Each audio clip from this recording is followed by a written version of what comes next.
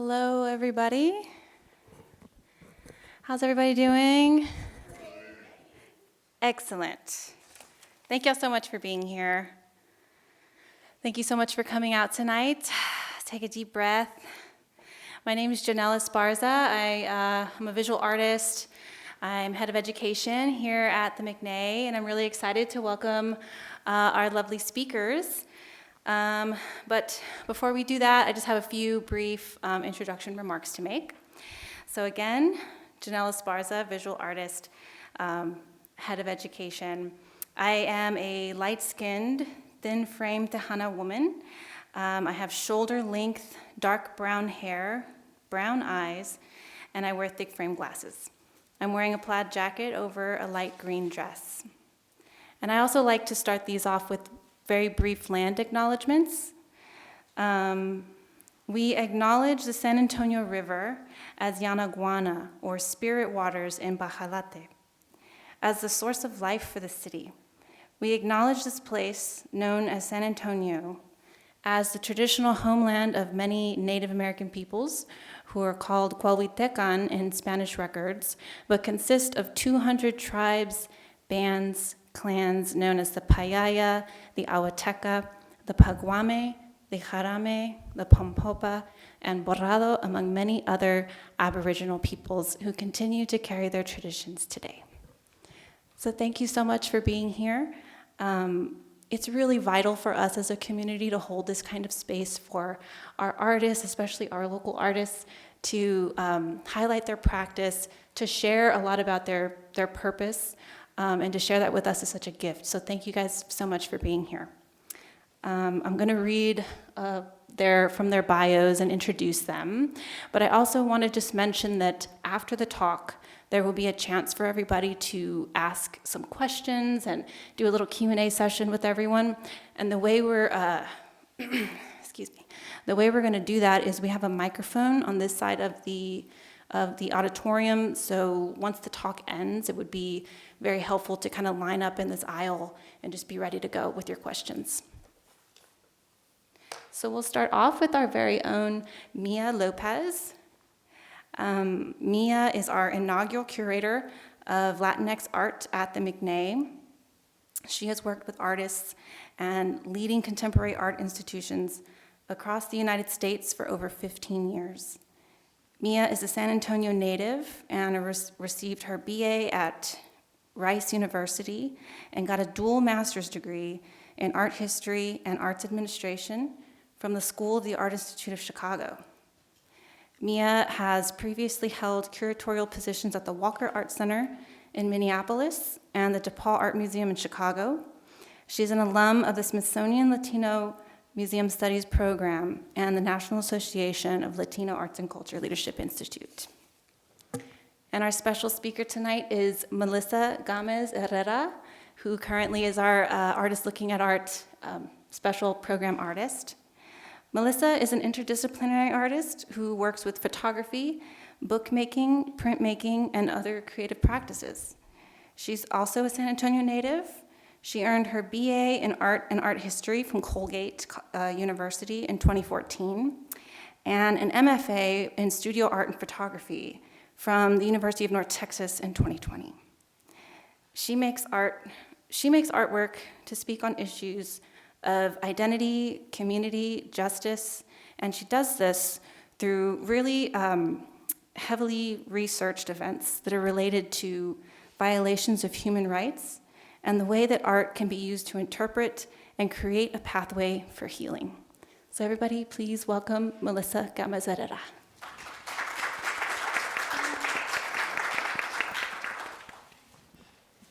Thank you so much for introducing us, Janelle. And I promise I will not be doing most of the speaking this evening. You're here to hear from this incredibly talented artist, Melissa Gamez Herrera. I hope that most of you have been able to see her work as installed in our gallery. If you haven't, there will be time after the talk to go and check it out. And of course, we're also going to have some images on view during our conversation. But as we, jump into discussing your work, I want to hear a little bit about your background and specifically what drew you to art and how you began your practice. Oh my gosh, that's a big question. So I think I've always been interested in the arts, and really I didn't start thinking about pursuing the arts seriously until I was in my undergraduate at Colgate. And so, yeah, really that's where I honed in on the importance of art and on why art can play such a vital role, not just in our individual lives, right, like human expression and having a voice, and talking about what you want to talk about, what's important to you, but also art in a larger context, a larger historical context. I didn't learn that really deeply until I got into my undergraduate degree. And then of course having my wonderful mentors who always saw something in me that I didn't see in myself. And so if I would want to make a project on something specific, like, you know, assignments and whatnot, but that where I wanted to talk about something, you know, something that went beyond the assignment, like, you know, my feelings or feeling about, you know, isolated or different in a majority white undergraduate, college or university. You know, I always had mentors and people behind me encouraging me to do that. And so really that's where I realized that I could seriously talk or speak on what I wanted to speak about with the arts, and then even with the underlying topics or events of you know, the human condition, I feel like I've always had that, and it's not because, you know, I kind of grew up in that or anything. I didn't have family that were very you know, staunchly political or like super outspoken about things like that. But I did grow up, and I don't talk about this a whole lot in my current work, but as you know, as the reason why I do what I do, growing up pre or during 9/11, during that time, that had such an impact on me, and such an impact on why I wanted to say what I wanted to say in terms of, you know, the human condition, of course, but also human rights and humanitarian causes. And so, you know, seeing something like that when I was like, in 5th grade or something, where we would all, and so many people have, at my age, have similar experiences where they were pulled to watch this on TV and watch this unfold, this attack on the United States. And so that's been very much at the forefront, where you see such a level of violence, but then see also the result of that and what transpired after that, right? Like lots of hate towards, you know, Arab groups and Muslim groups, just in particular, this massive racism. Not just that, but also what Mexican Americans, also what was very conscious, I think, with many of us, people of color as well, and seeing that and seeing that was a pivotal moment in my, you know, growing up too. So I think about that often, and it's like it's kind of a subconscious type of thing where I'm like, I don't place that at the center of my practice, but that's just like, that was a big shift, right? Because that's when you're growing up and you're learning, and, you know, definitely. I think it's so interesting to hear how this, you know, massive, you know, really globally impactful event impacted you, and that you're able to recognize that. I do think that, you know, absolutely for a generation of particularly young people and children that kind of grew up, immersed in media, and they were, confronting these images and trying to process and understand, especially at, a formative age. Yes, it makes sense that feeds into the subconscious, and of course would shape your own worldview. So thank you for sharing that, and I'm glad to hear too, the importance of mentorship, because I think that really that doesn't go away throughout your entire career. I have a friend who is an artist that is middle-aged, I'll put it that way, and he totally still is regularly engaging with his mentor and kind of looking for that both guidance and reassurance, and in a way also some kind of leadership. So. Yeah, definitely. And I think that, people just need that. People need someone to come to you and to say, to guide you, I guess, in what it is that you want to do, especially if they believe in you and they see something that maybe you didn't see, and that's something that you want to pursue, but maybe you think that you can't. And again, it's like bringing up someone's identity is very important, right? Like being a person of color, being a woman, and then now being a mother. and so it's just very, very much, you have all of these forces outside of you telling you that you can't do certain things, and you can't be an artist, you can't be somebody who does something that's, I don't know, something important, something beyond yourself. And but the mentor is super important. I love my mentors.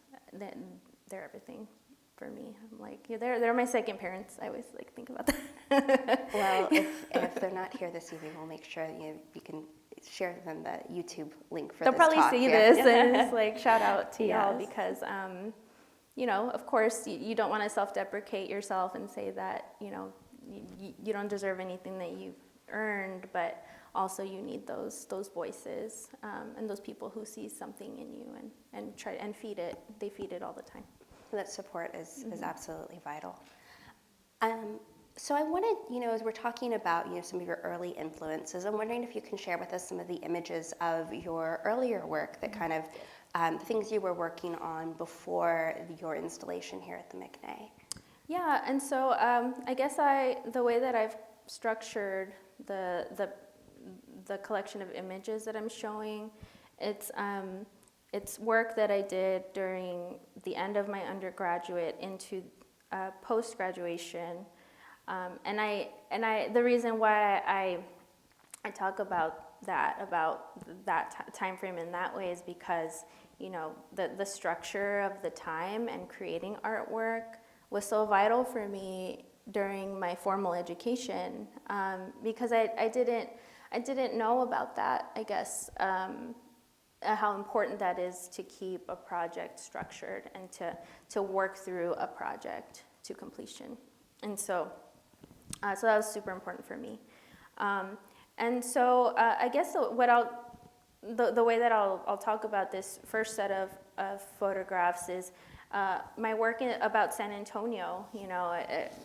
Being in my undergraduate, I was very much separated. I lived in upstate New York for 4.5 years, and so being away from San Antonio, my home, was very isolating and it was a very difficult time in my life, not just as a human being, but as an artist, because so much of what I cared about was in my immediate surroundings.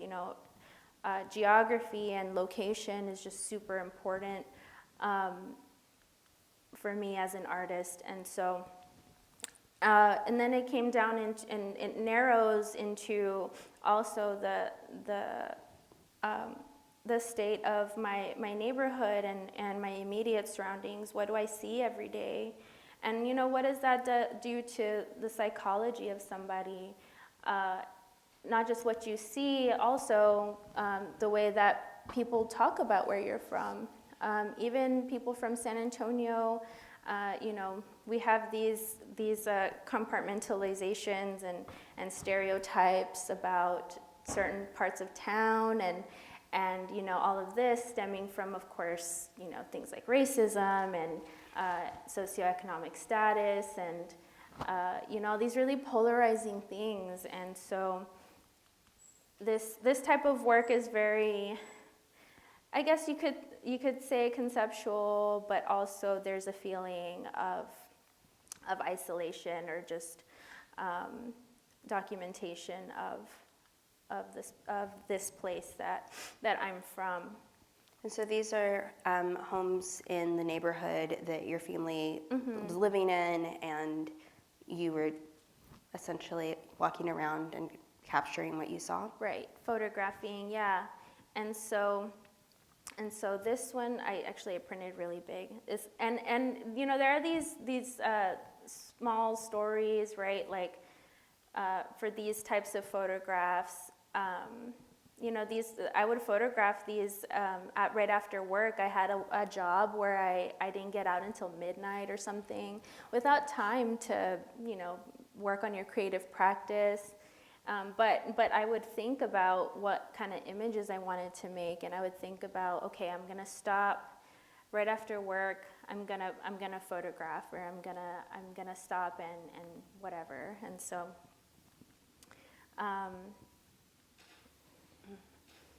and like my feelings about Fiesta. So, and so much of this was around my parents' home. And then I do think about like this, I did think about this how should I say it? This difficulty, this kind of trauma, I guess you could say, what I was going through very personally. And so, memories and, family memories, and this one is very on the nose about drinking, right? And so, and as well as the landscape. I have mixed feelings sometimes when I talk about San Antonio, and I think a lot of people do when you're from here, and being away from it, from being in upstate New York. I just remember missing it so much. I missed it so much, and I missed everything about it. I missed the landscape. I missed the restaurants, the people, and now that I look back at these photos, there's still like that feeling, that isolation, when these were bred from like nostalgia, which I think is kind of interesting when your feelings change when you look back at something. It's interesting. I was in the Midwest for 11 years, and similarly, even though I was able to visit home, there's always this longing. And when you speak specifically about nostalgia, it's interesting because it's temporal as well as you're trying to. You not only are missing a place, but you're also kind of missing a place or a time in your life. And even though we can go back to that place, we can never go back to that time. And that's something that I think about a lot. But I appreciate the way that your images, although they are not necessarily altered, there is kind of a haze or sort of almost patina to it. You can see that sense of longing and fondness, even when maybe the subject matter itself isn't necessarily the most, kind of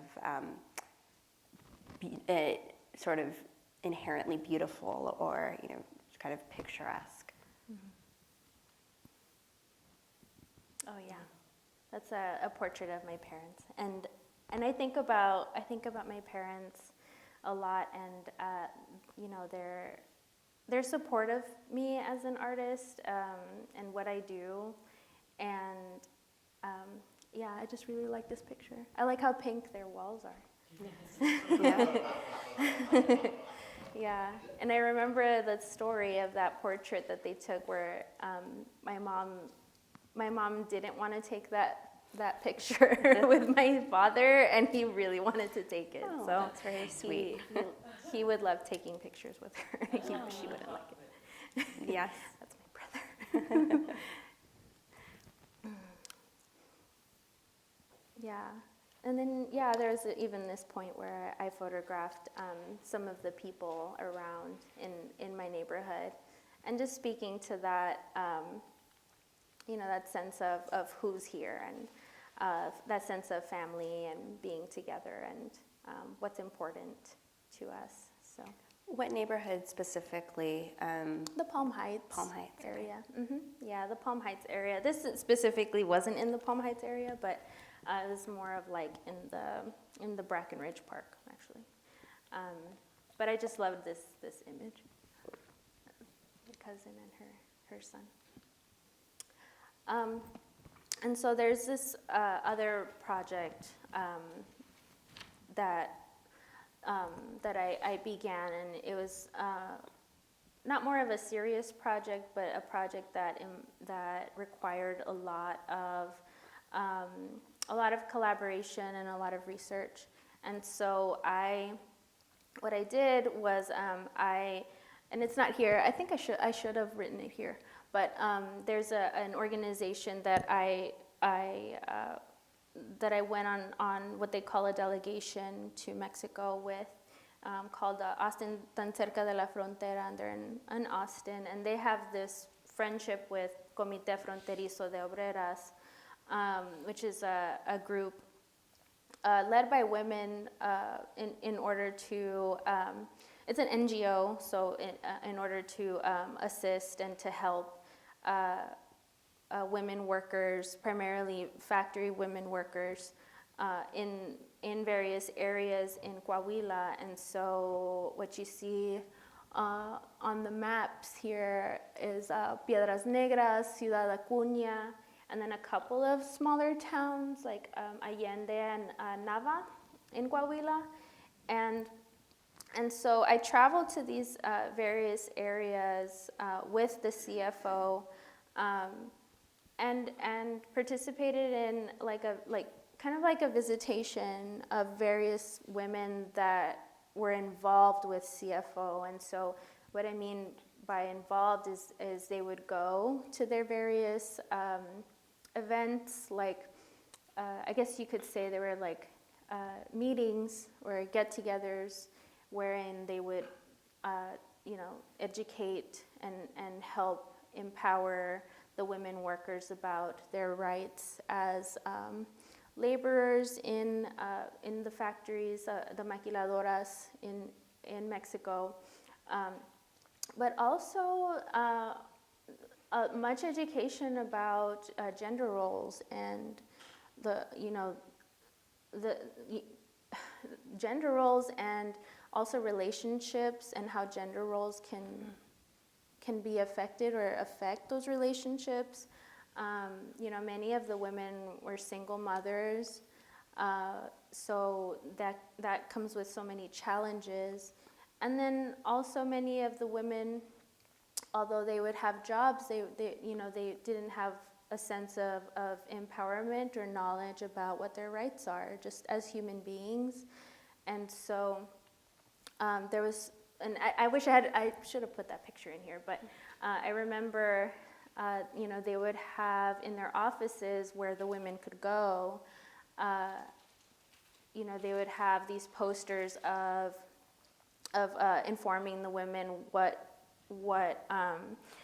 violence looks like against women or against in a partner relationship, right? So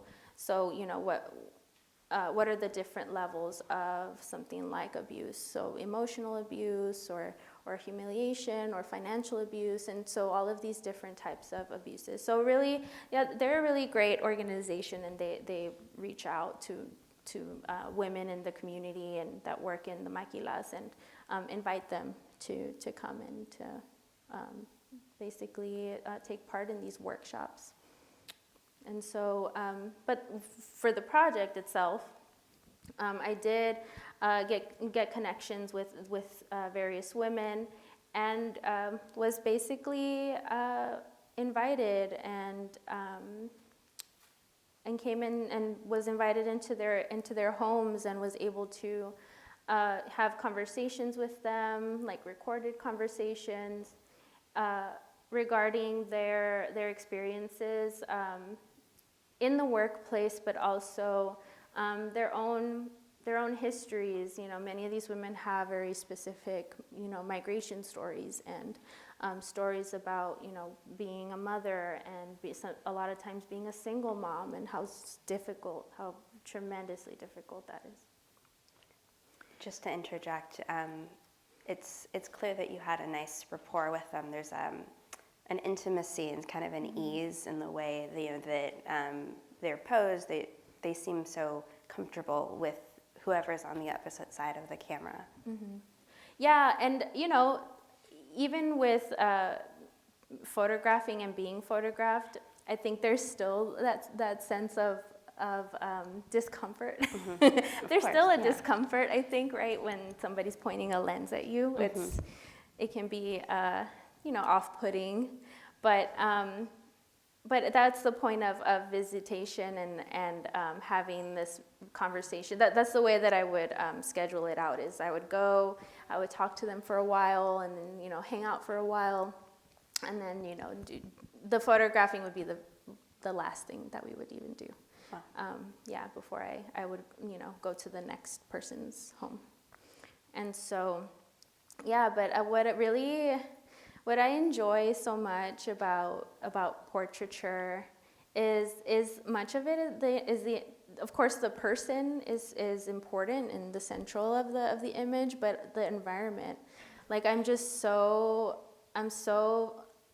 love people's homes, and I love like what people do to their walls, and like where people place things. Like it's just placement is so. I'm not an organizing I'm not organized, but things have a place. Mm-hmm. It doesn't make sense, but they have their place. And so I think just like the chaos of that everyday, you know, life, and, you know, these remnants of like who else is there. Of course, it's the sitter and the photographer, but there's also like the daughter, and then there's also like her son, you know, or whatever, and so I just think that's really interesting. Yeah, the domestic space definitely becomes an extension of that portrait. Yeah. I don't remember how many more. There's also like this still life interest that I have of course, like where people put things, and you know, like here there's this corner where, you know, the person is going to deal with that later, and then of course like the moment in time that this is, it's, you know, Christmas time. You can see the poinsettias in the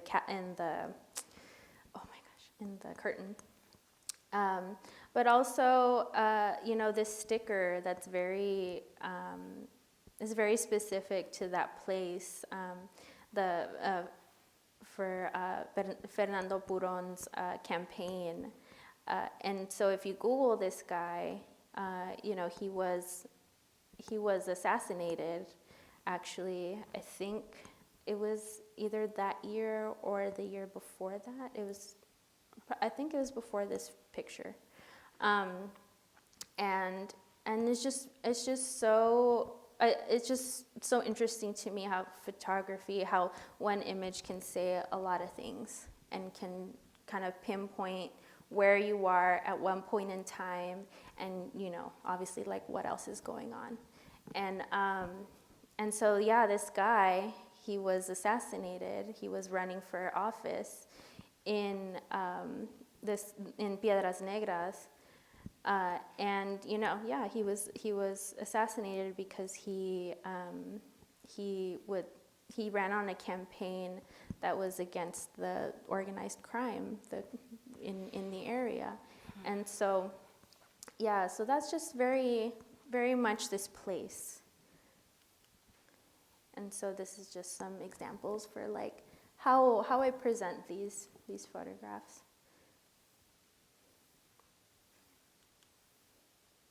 And so, you know, there's also this sense of the images, not just viewing the images, but, you know, having this feeling that the images are looking back at you as well.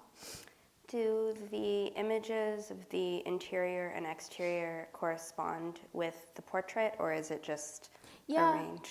Yeah, when I arrange them for an exhibition or something, I pay attention to the color. Like I want the colors to correspond in a certain way, but also there's like this orientation thing happening too, like where the chair is oriented in like the same direction that the woman is, and so yeah. But it's not necessarily from the same. No, the same it's not associated with the woman. Like that's not her living space. It's more of like the colors that I'm interested in, and this cool little Christmas tree. It's another Christmas picture. And then, of course, part of that project is the recorded conversations. And, you know, part of it was that I didn't think that I would do anything with those recorded conversations. But what ended up happening was that I was interested in transcribing, although, you know, it's so much work. It's like so much. It's a lot. And so I did kind of have like an intro into it and discovered how difficult it is. And what you're seeing here is like one line from that recorded conversation typed with a typewriter onto this this kind of transparent paper. And so you can see what's written on there because it's not super legible, but she said that hazte cuenta que es muy injusto lo que está pasando en las fábricas, and basically I formed it into a question: is that, are you aware that it's so unjust what's happening in the factories? Mm-hmm.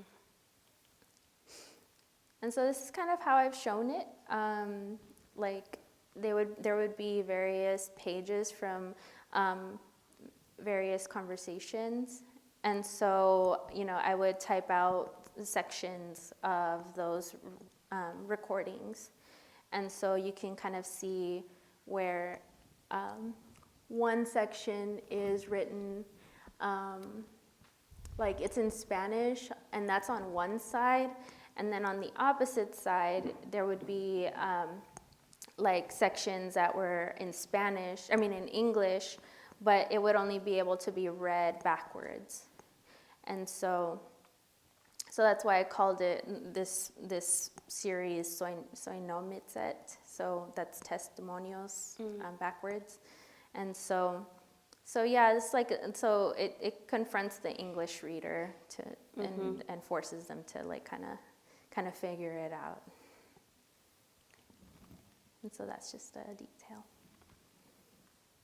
There's something about the act of typewriting that also makes me think about like stenography and like evidence in the courtroom, and that, like, I don't know, I mean, because I think that's kind of one of the only places where we still see like that, you know, a kind of typewriter actively used, and even that I don't think that that's necessarily the case anymore. Yeah, not anymore.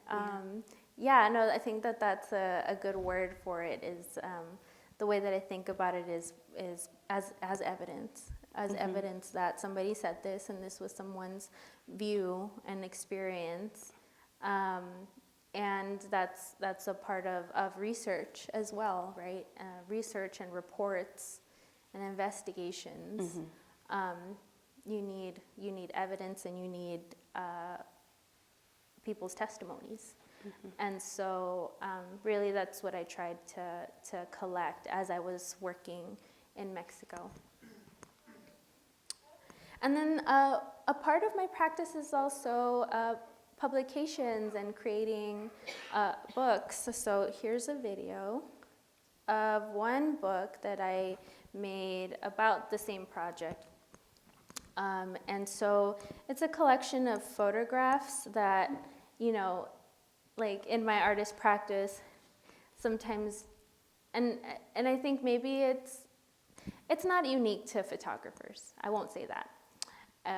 but I think maybe any artist that creates, many things, whether it's many drawings, takes many photographs,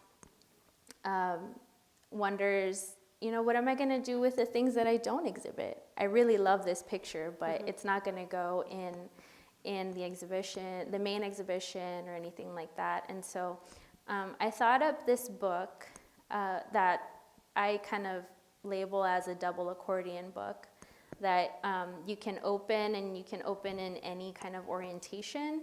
And so you kind of get to see a different, a different spread. And those small pages in there are also pieces from those recordings with the women workers. And so, but those are in Spanish. And so you have to open the little flaps there to read them. And so this is something that you made by hand, and it's a single edition of this artist book? There are two. There are two. I have materials for more. Creating books can be a tremendous task. And Absolutely. So it's like I have the book, it's just not bound.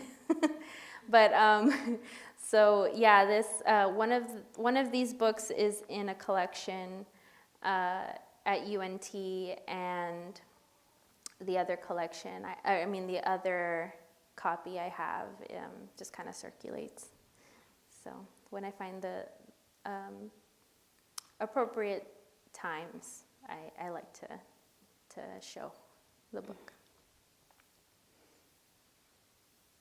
And so some of these are like phone pictures too, which I think is can be such a freeing thing as a photographer. Like there's not that pressure to create a perfect image because, you have this. You're doing it on the cell phone. Yeah, you have your cell phone. And so.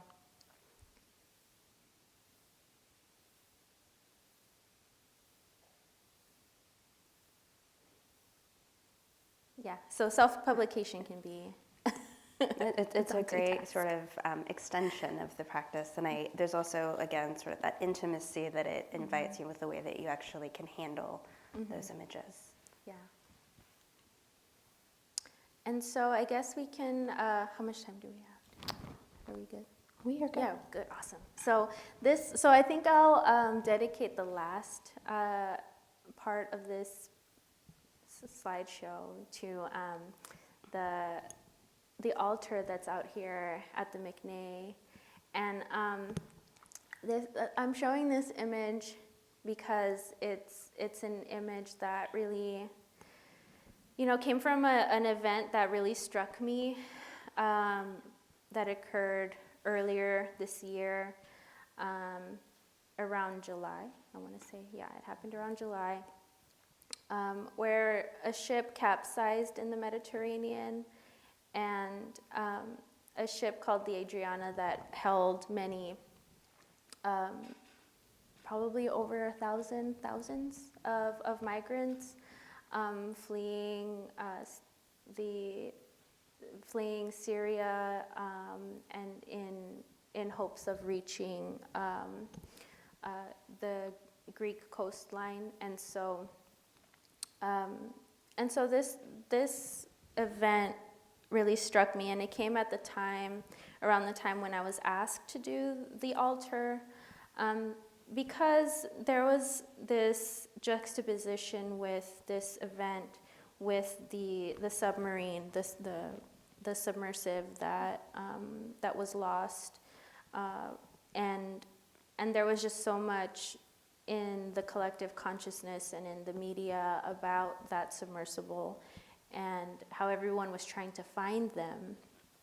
And tragically, they didn't. They did, but they didn't. And so,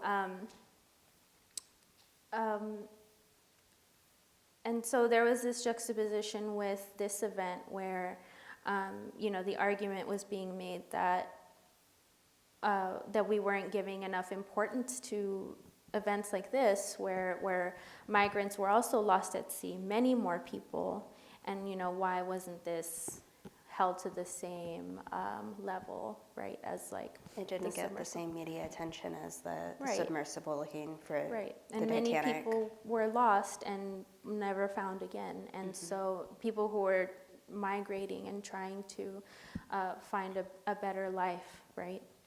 And so that was the name. One of the quotes from an article in the New York Times is the title for the altar is that we had no choice. We had no choice but to send our son in this boat in order to find, happiness essentially, or a new life somewhere better. And so, Were there any survivors from this? I think only the people that were at the top level survived. So there were 2 more levels below, and so all of those were children, and all of those were many women, and then people from, I think people who were Pakistani and Iranian, I want to say, that didn't, because they were in the lower levels and they weren't given as much importance, and then also didn't pay as much as the people at the top. And so there were not very many survivors. And so so that's the reason why, and you'll see the image of the life jacket is why it's a child's infant size. And so I'll talk about the altar in a little bit. And then of course this also happening at the Rio Grande, where the governor kind of imposed this buoy that is really leading migrants into death, really. So we had no choice. The altar to migrants that's out in the octagon. Yes. Yes, in the octagon. It has like a few different things in it that is saying something different. And when I was thinking about the altar, I thought that using the object was so important because as a Mexican American, we put so much power, I think, in objects, and something like religious objects, or in the practice of the Dia de los Muertos, you're giving food to the dead. The offering, Yeah. ofrenda. Yeah, you're literally offering something tangible. It's not just like an idea, and so really that's what the objects are.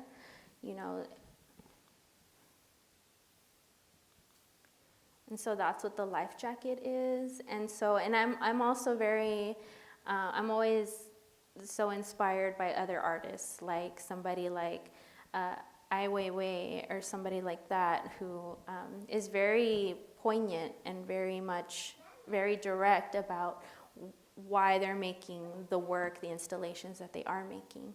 And so like the backpacks that spell out, what city was it in? It was was it in Sweden? I want to say, I don't remember. What did the backpacks spell out? It spelled out, paraphrasing, that she lived a wonderful 7 years or something like that, pointing to the earthquake that happened in China where the buildings fell, but not because of the earthquake per se or 100%, but also because the buildings weren't built correctly. And so this criticism, and so I'm always very inspired by people like that, like artists like that. And so so the life jacket is an offering. The rescue blanket is an offering. The rescue blanket that's meant to keep someone insulated for survival, but also in its reflection is meant to be seen from far away. And so and the water jug that it's wrapped in. And then these rosaries, you know, detailing, and it's supposed to be like these objects, these religious objects that also play a role in survival, whether it's like this emotional survival, like this faith-based survival, you know, this help, like this really deep emotional, from this deep emotional place. And then when I think about the photographs of migrant people coming and crossing the river and crossing the border, and sometimes I think, wow, like, you know, many of these people are not prepared. They don't look prepared, right? Like the way that we think about it. Like, wouldn't they be wearing tennis shoes or something? But people are fleeing, and people are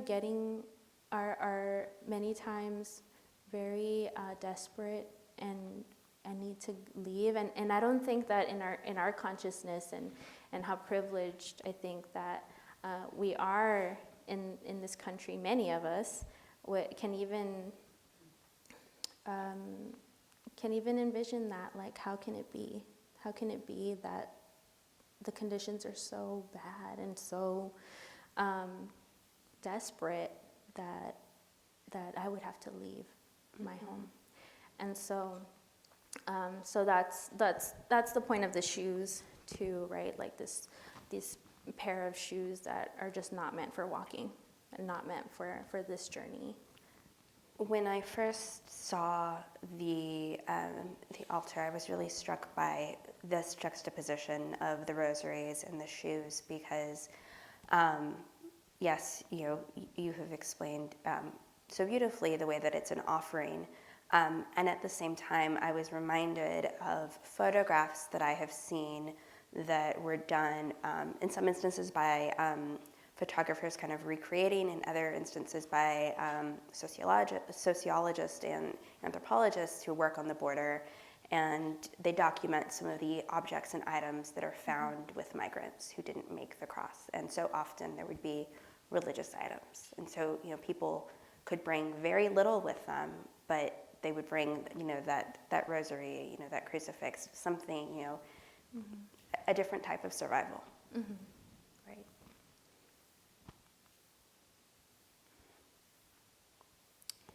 And I was trying to think, Renee, I remember he was mentioning that, you know, some of these flowers reminded him of like altars off the highway. And so, you know, this kind of haphazard kind of like offering to memory. Yeah, the memorial on the highway, and it's always so bittersweet because it's often striking and kind of beautiful in a weird way. You know, it's like against, you know, the concrete or in an area where you don't expect to see that, and then you realize because somebody lost their life. Yeah, and that's why I think, and that's why I delve so much into research on so many of these events, because evidence is so important and testimony is so important. I think on this human level and this intellectual level, I can't possibly wrap my head around why are things the way that they are. Why are policies such that people are desperate enough to put themselves in danger, or to even, however hard it is to say, to endanger themselves and then even their families that they bring with them. You know, how bad are the conditions? How bad is it that somebody has to go, like leave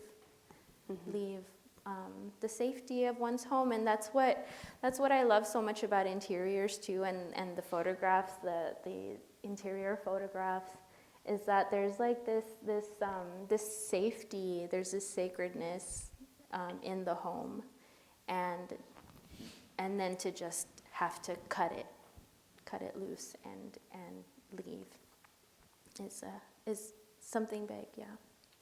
I'm wondering if you could talk about one of the elements of the altar that's very powerful is the sound, and it's also very subtle. And if you could tell us a little bit about what that sound is and how you installed that. I'm glad you mentioned the sound because in my mind I was like, don't forget to talk about the sound, because we delve so much into the visual. And so, so they're recordings, and so they're recordings that are layered on top of each other.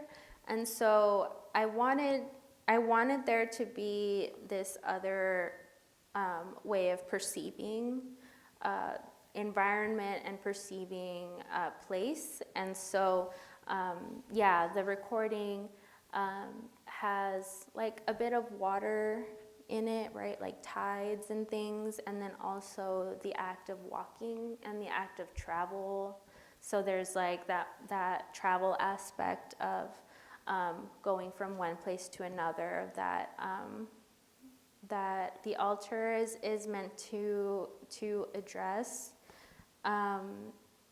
because we're all just in movement all the time, and it's something that I think that we should accept and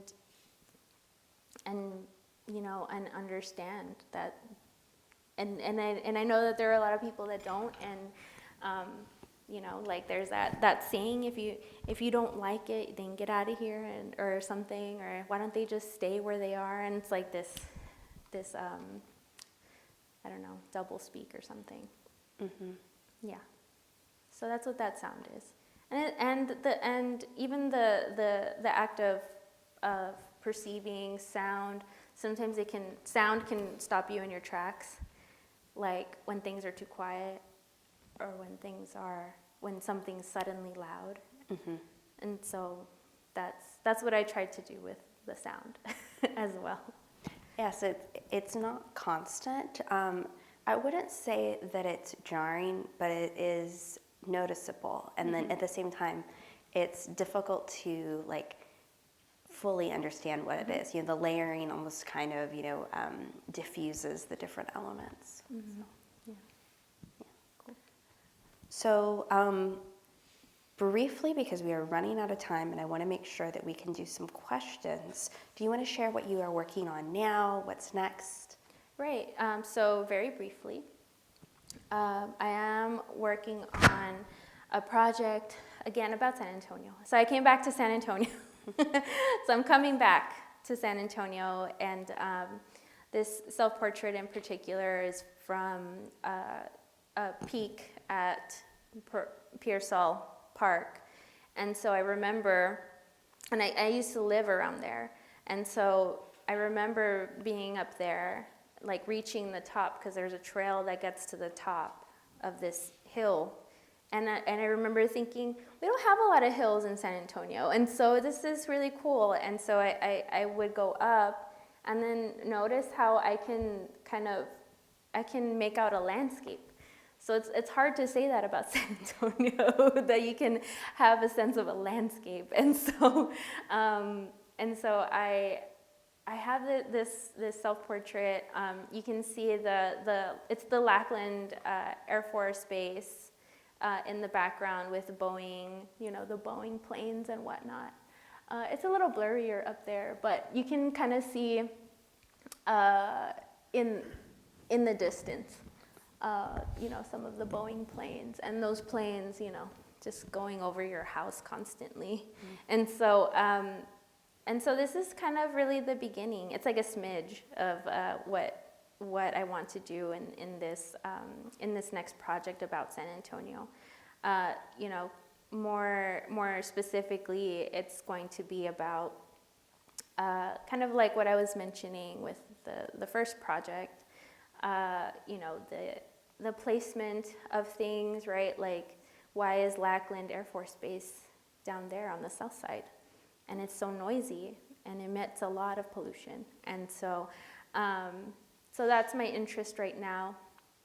And also being aware that there's like an entire history. And I'm just not remembering that there was actually a lot of protest about about that area too, about the Air Force Base being there. And so so that's what I'm doing some research now about San Antonio, maps and things. And so yeah, that's what I'm doing with that. We're fortunate that there's so many, good archives, from the library to, the universities, that, have captured the way that, the city has grown and continues to grow. Mm-hmm. How it changes, homes, the state of homes, which sides of town those homes are, and, what's happened. It's fascinating how that data that can at times feel so sort of dry and calculated, but how it can inform, these visually alluring, the greens, the yellows, it's a beautiful landscape, and how, I'm excited to see how you're going to connect those very disparate dots through this next body of work. Yeah, I'm a fan of Anne Maile and her landscape photography. She works like with this really big camera, 5x7 camera. But yeah, like, and then even the staged nature of her landscapes in Vietnam that's a daunting task. But I really appreciate her, her knowledge of the history of the area, and just how the location and the geography is just so important. Yeah, and then how do you document a history with photography when it's happened, but it's here, but yeah, something to think about. And so there's that, and then again, like as part of my practice in self-publication, I'm putting together a small zine, and asking my community of artists and writers to bring together a zine in support of the children of Gaza and what's happening there now. Again, how my practice has always been. I always come back to how important it is to say something about violations of human rights in the world, and what is happening just everywhere all the time. And so that's been at the forefront of my mind as well. And so we're hoping to, for us to raise funds, having nothing to do with the museum, but that's what I'm doing as an artist, with other activists and artists and writers, to raise funds for that organization. So that's my practice. That's what I'm doing now. Thank you so much for sharing these insights and really giving us such a thorough overview of your practice from the beginning to the very present moment. I am so glad that you shared that with us and that we had this time together. But I do want to make sure that we can open it up for questions. So if anybody wants, we have a microphone down here. And Thank you so much, too, Mia. You're awesome. Oh, you're so kind. This was an easy conversation. I was so nervous. Oh my goodness, it didn't show at all. I felt the same way. And I really am excited to see the next San Antonio series. I know, right? Oh my gosh. I love maps, so. Hi. Hello. What was the biggest challenge going from San Antonio up to upstate New York? Not just the geographics, but also the weather and the environment. Yeah, so I don't know if anybody here's been to upstate New York around this time, but yeah, it was very difficult, like I said before, isolating. And then obviously the weather, it's probably snowing right now over there, I think. Here it's not, it's gonna be like 80 or something like I tomorrow. literally just heard that, and yeah.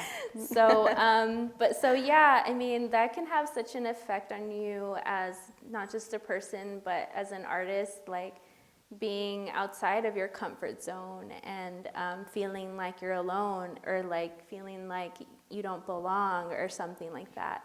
And so it can have like this weakening effect on you as an artist. And so and you wonder, what do I do? You know, where do I go in my practice? I can't go anywhere.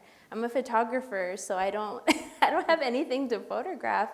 But those times when I would come back, it would be kind of a ferocious,